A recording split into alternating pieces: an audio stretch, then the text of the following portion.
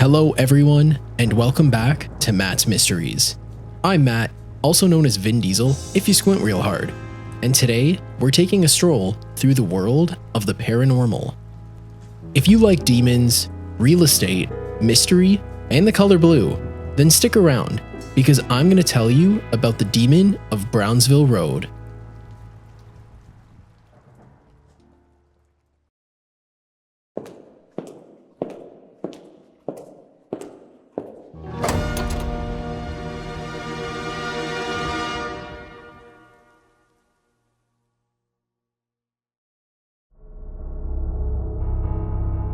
Episode 1 of Matt's Mysteries.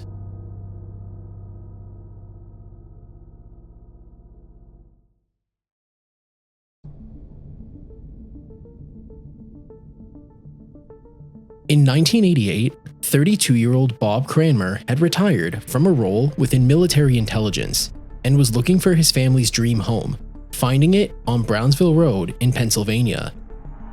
The 14-room mansion sported large, leaded glass windows, white pillars, ornate woodwork, and an absolutely massive yard, among other things.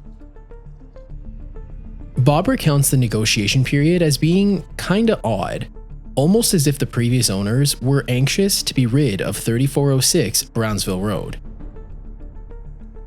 However, despite this, and his wife Lisa's apparent unease about the property, the previous owners accepted what Bob considered to be a lowball offer, making it seem as if the Cranmer family had hit the housing jackpot. A walkthrough of the house was arranged. However, any level of normalcy would turn out to be kind of short-lived. While his parents were busy exploring the property, Lil Bobby Jr., the eldest son of the Cranmer family, had wandered away from the safety of his parents' side.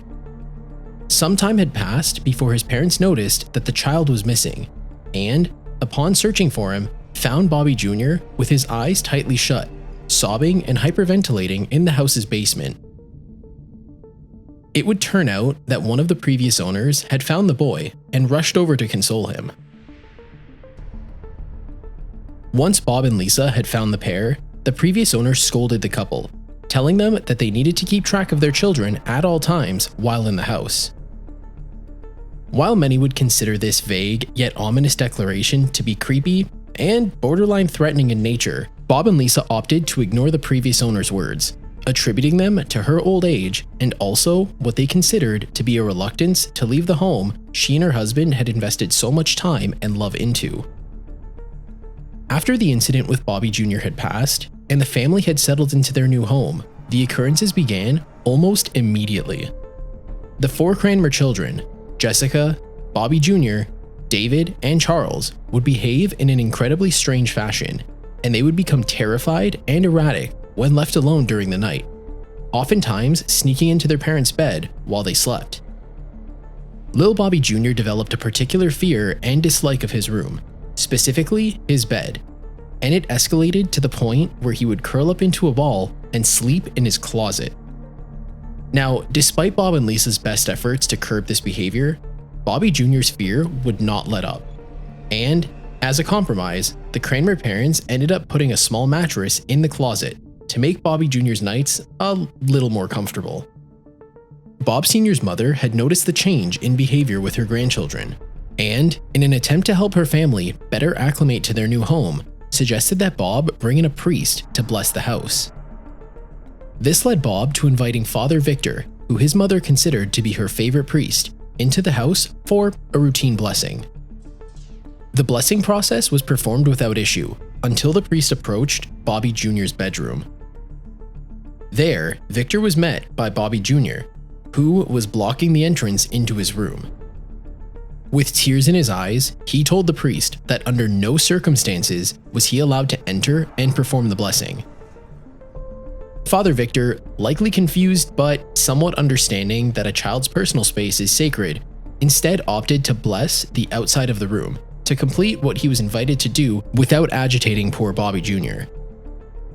Now, if you're familiar with stories involving allegedly haunted houses and the priests that bless them, you'll know that the chances of said blessing rectifying any strange or paranormal experiences are slim to none. That was ultimately the case with the Cranmers and their house on Brownsville Road. However, the family eventually learned to live with it, and life went on as normal can be. Fast forward roughly 4 months, to the spring of 1989. Bob was out in the yard, digging in his garden with the intent on planting flowers when he hit something solid. Upon this discovery, Bob continued digging around the object to unearth it and figure out just exactly what it was. To his surprise, Bob discovered that he had dug up a metal box containing several religious artifacts, including a crucifix and rosary beads, among other things. Obviously very confused, Bob then placed a call to the previous owners, hoping they could make sense of the box and why it was buried under 6 inches of dirt in the house's yard. He got them on the phone and, after mentioning his discovery, noticed that their tone had shifted and their voice became incredibly fearful, almost trembling as they responded. Not mincing their words, Bob was told it was imperative that he put the box back in the exact spot he found it. Based on the events that followed, I think it's safe to assume that Bob probably didn't heed their words or had taken them seriously, and likely didn't put the box back.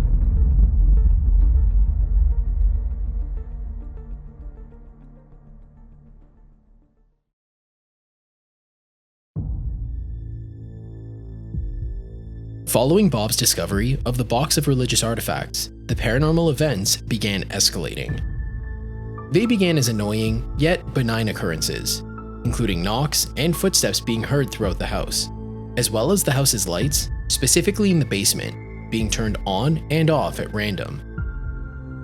Bob would also find the pull string to a light under the stairs constantly tangled on a nearby nail, despite all 4 children being far too short to reach it, as well as his office chair being pulled into the middle of the room, away from his desk and facing the room's furnace. Initially, both Bob and Lisa chalked these experiences up to a combination of an overactive imagination and the fact that they had 4 mischievous children. However, as time passed and the benign events became much more terrifying in nature, the Cranmers began taking things a little more seriously. This tone shift began when all 4 children swore up and down that they had seen a dark, hooded figure throughout the house.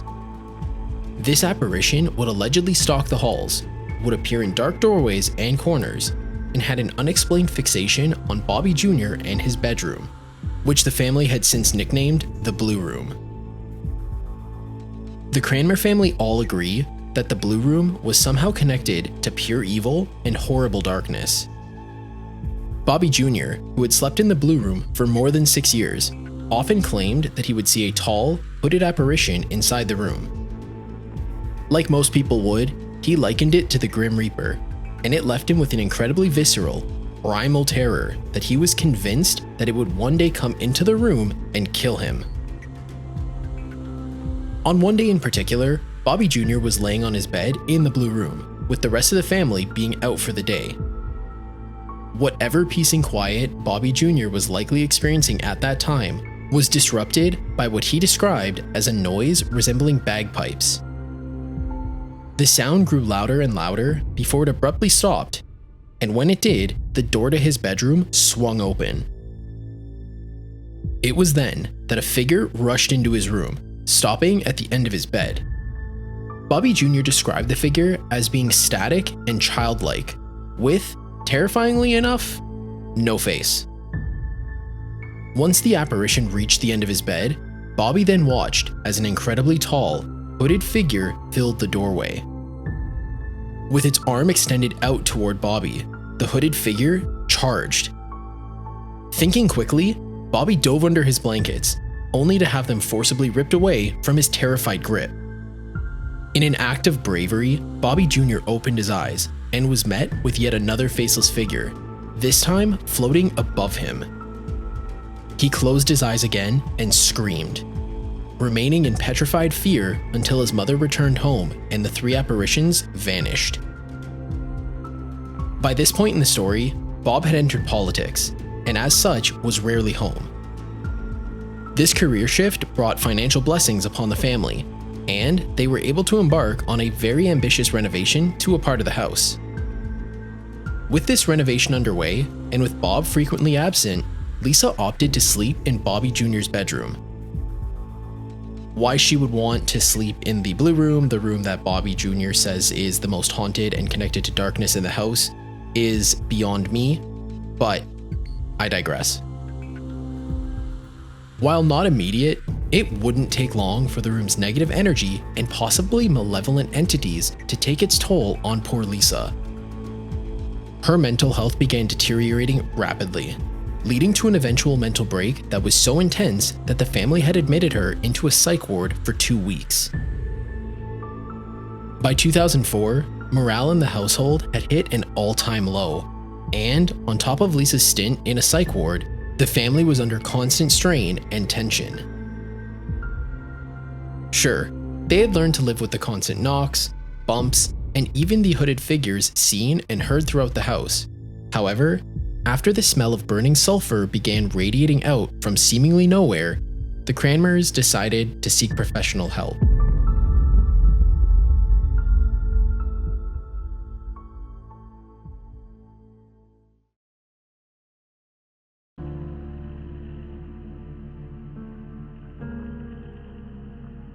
They contacted Ed Moran and Michael Sylvania, 2 priests from the area, and they were invited to 3406 Brownsville Road to conduct a proper investigation and determine what needed to be done to rid the Cranmer family and the house of this torment. Ed was the first to visit and had offered to do a mass in the home to purify the premises.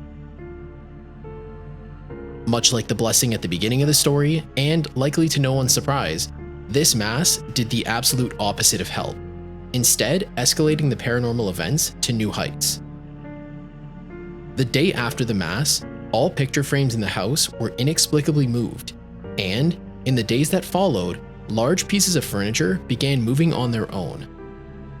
On top of this, taps on the bathtubs would open on their own, clocks and watches would stop working without explanation, and all electronics malfunctioned, with some breaking down outright. The same day as the picture frame fiasco, Bobby Jr. was in his room with his then-girlfriend when a CD launched itself toward his head, missing by a tiny margin.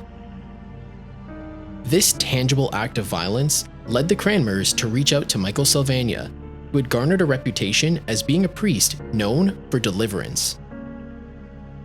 Sylvania ultimately determined that 3406 Brownsville Road was not simply haunted by a ghost, but was instead the site of a dark, demonic infestation. By this point, the paranormal events had escalated to the point where the mental strain and anguish had caused the Cranmers to turn on one another. Bob and Lisa nearly divorced several times, and Bobby Jr. and Charlie had allegedly and sadly tried taking their own lives. All members of the family, as well as any guests sleeping in the house, had reported having terrifying nightmares, eventually waking up with deep scratches and bite marks all over their bodies. In a particularly horrifying twist, the family also began finding puddles of liquid on the floors and walls of the house, including areas 9 feet above the stairs, unreachable by someone without a ladder. It was mostly red in color, and the family likened it to blood. And while I fully understand a red, viscous liquid being likened to blood, we can't definitively say that it was in fact blood. While the Cranmer family was justifiably terrified, Sylvania did not relent in his attempts to rid the house of the demonic presence within, and he would visit and conduct mass several more times. With those masses leading to the activity escalating, Bob was introduced to yet another priest, this time by Tom Murphy, the mayor of Pittsburgh at the time and one of Bob's close political connections. Tom reached out to the Bishop of Pittsburgh, who then assigned the case to the priest in question. This priest, who I'm going to call Ron, refused to visit the property, instead conducting all interactions via the phone. He enlisted the help of a Christian mystic named Connie Valenti, since she was allegedly blessed with the gift of clairvoyance and also the ability to remotely view locations. Valenti instructed Bob to cover a mirror in the house and to place a pinch of salt in every corner and every doorway of every room.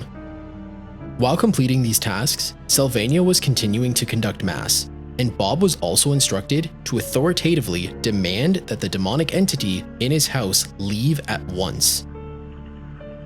Despite all of this, the paranormal activity grew worse, and Connie was plagued with visions that led her to concluding that two specific past events had been the cause of the infestation. The following are the two events that Valenti described. I'm going to issue a content warning because these two visions involve cases of medical malpractice and extreme violence.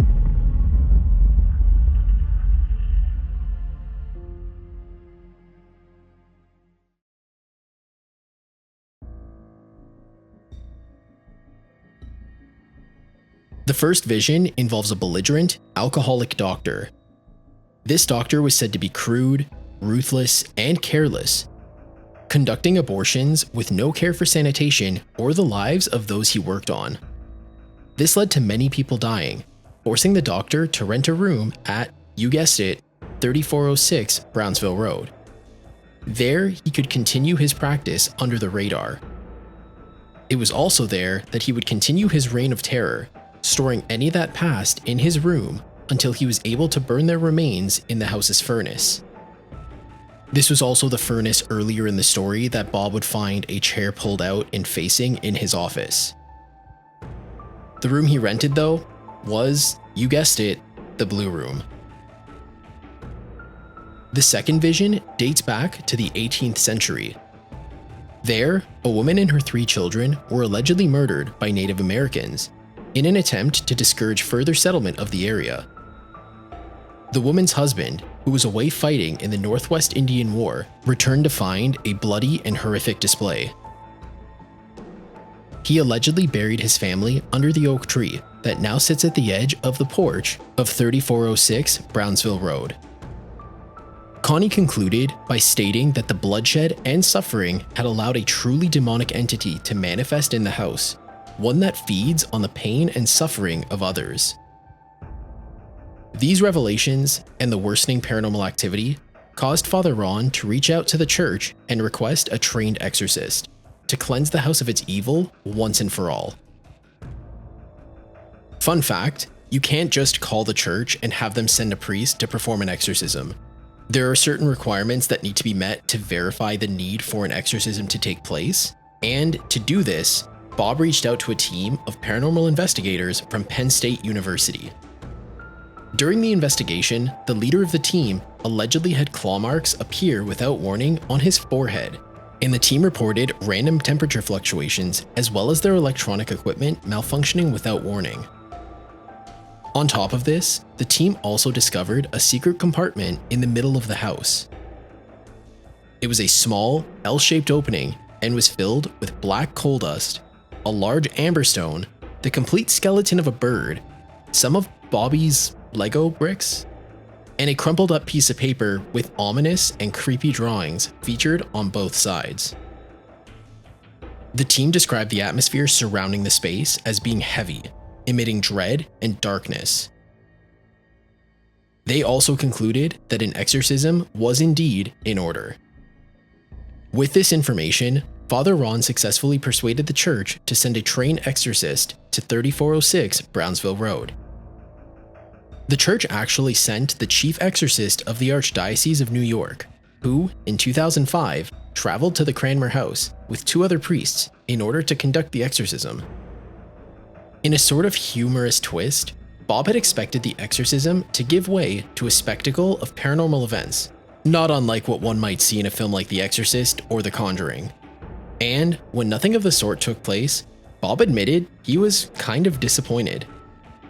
However, the exorcist claimed that the ritual was an absolute success, and while the family may experience what they call echo events for a short period of time, the demonic infestation was gone.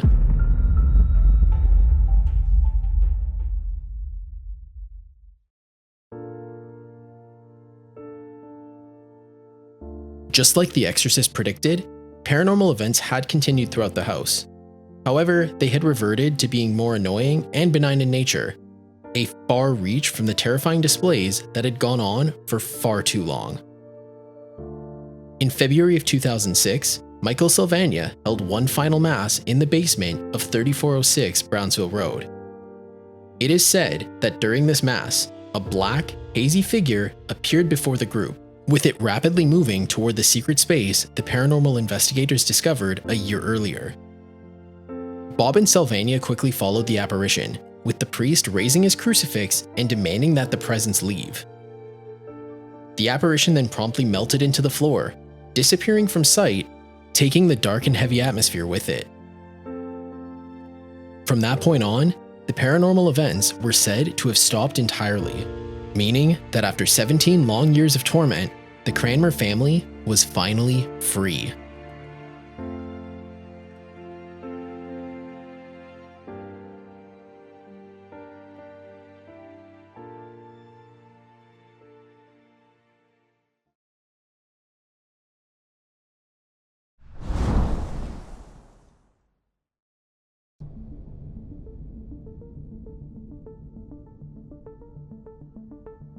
So, what exactly took place at 3406 Brownsville Road?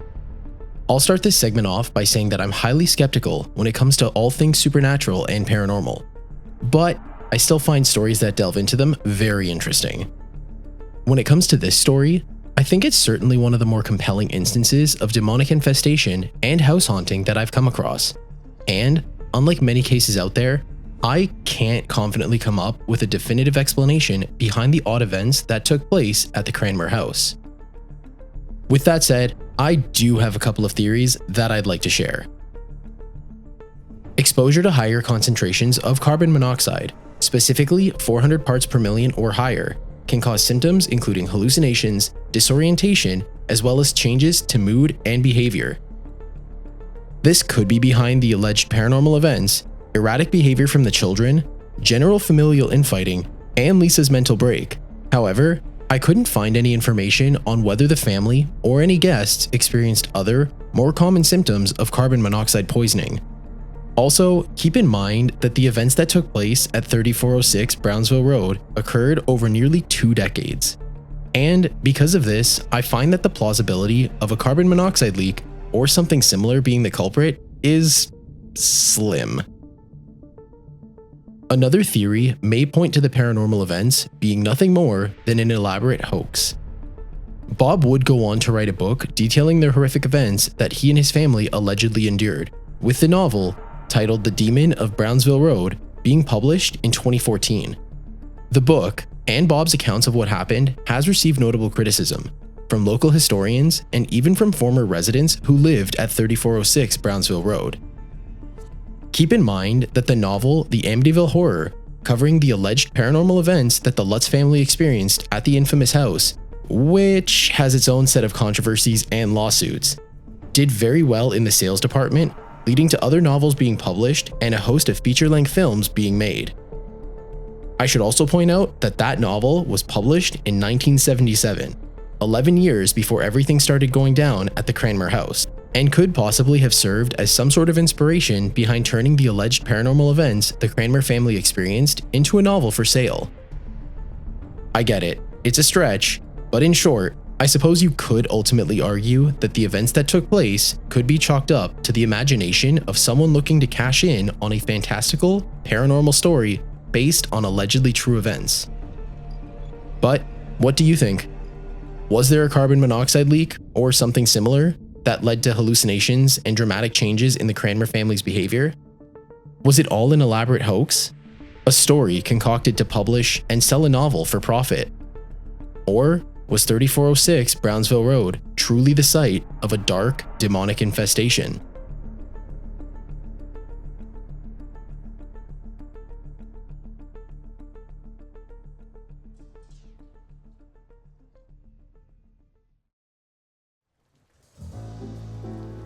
Thank you so much for tuning in to today's mystery.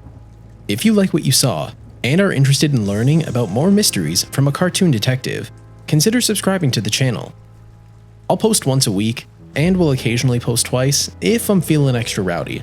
So get ready, because there are a lot of mysteries for me to share. Until the next one, this is Matt telling you to stay mysterious.